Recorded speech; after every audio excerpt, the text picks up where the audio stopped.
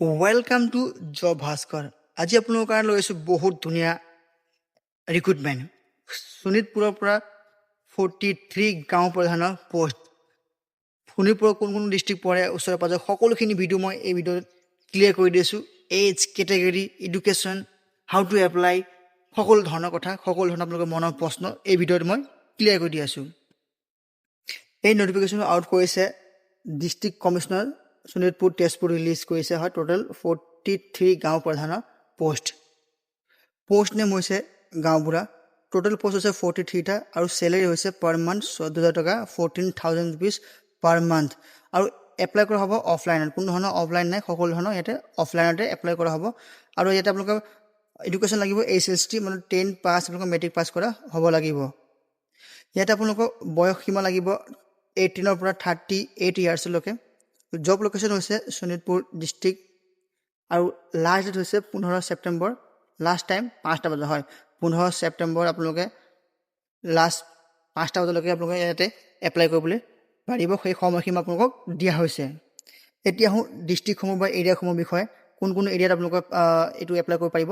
প্ৰথমত হৈছে তেজপুৰ, দ্বিতীয়তে হৈছে ঢেকীয়াজুলি, বৰচলা, বিশ্বনাথ, গহপুৰ, নদুৱাৰ। হয়, এইখিনি জেগাত আপোনালোকে এপ্লাই কৰিব পাৰিব। এইখিনি ৰেভিনিউ চাৰ্কেলৰ পৰা আপোনালোকে এপ্লাই কৰিবলৈ পাৰিব। আকৌ এবাৰ জনাই দিছোঁ, তেজপুৰ, ঢেকীয়াজুলি, বৰচলা, বিশ্বনাথ, গহপুৰ আৰু নদুৱাৰ। এডুকেশ্যন কোৱালিফিকেশ্যন লাগিব আপোনালোকে ইয়াতে লিখি দিয়া আছে। প্ৰথমতে গ্ৰেড 4 পোষ্ট হয় এইটো। তাৰপিছত ইয়াতে এটা কথা ক্লিয়াৰ কৰি দিছে, আপোনালোকে গ্ৰেড 4 মষ্ট হেভ পাছ হ'ব লাগিব, লগতে HSCL আপোনালোকৰ এক্সামিনেশ্যন পাছ কৰা হ'ব লাগিব আৰু সকলোখিনি অথৰিটি ডকুমেণ্টছ আপোনালোকক লাগিব। বয়স সময়সীমা হৈছে 18 বছৰৰ পৰা 38 বছৰ বয়সৰ ভিতৰত আপোনালোকৰ বয়স সীমা হ'ব লাগিব। আদাৰ কেটেগৰীৰ ভিতৰত আপোনালোকৰ হ'ব লাগিব, আপুনি ইণ্ডিয়ান চিটিজেনশ্বিপ হ'ব লাগিব, পঞ্চায়ত ৰেচিডেণ্ট অফ আছামৰ ভিতৰত হ'ব লাগিব, candidate physically and mentally fit হ'ব লাগিব আপোনালোকে। তাৰপিছত কোনো ধৰণৰ পলিটিকেল পাৰ্টিৰ লগত আপুনি জড়িত হ'ব নালাগিব, ল এণ্ড অৰ্ডাৰ কোনো ধৰণৰ আপোনাৰ কেছ হ'ব নালাগিব।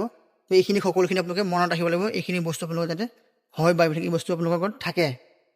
এতিয়া ডকুমেণ্টছ দিব লাগিব, education certificate, SLC admit card, pass photo, proof, resident proof, domicile, employment exchange number. আপোনালোক এইটো মষ্ট বি লাগিব, প্ৰত্যেক জেগাতে এইটো আপোনালোকক বিচাৰে, তো আপোনালোকক লাগিব। আৰু আদাৰ ছাপৰ্টিং ডকুমেণ্টছ আপুনি জমা দিব লাগিব। এতিয়া আপোনালোকে এইটো এপ্লাই কৰিবৰ কাৰণে আপোনালোকে যাব লাগিব নিজৰ ডিষ্ট্ৰিক্টত, DC অফিচত। তাতে আপোনালোকে ষ্টেণ্ডাৰ্ড ফৰ্ম পাব। সেই ষ্টেণ্ডাৰ্ড ফৰ্ম পোৱাৰ পিছত আপোনালোকে তাতে এপ্লাই কৰি তাতে আপোনালোকে জমা দিব লাগিব। এড্ৰেছটো মই আকৌ দি দিছোঁ, ডিষ্ট্ৰিক্ট কমিশ্যনাৰ শোণিতপুৰ তেজপুৰ। আৰু আপোনালোক 15 তাৰিখৰ 5টাৰ ভিতৰত আপোনালোকে এই ফৰ্মটো, ষ্টেণ্ডাৰ্ড ফৰ্মটো আপোনালোকে জমা দিব লাগিব।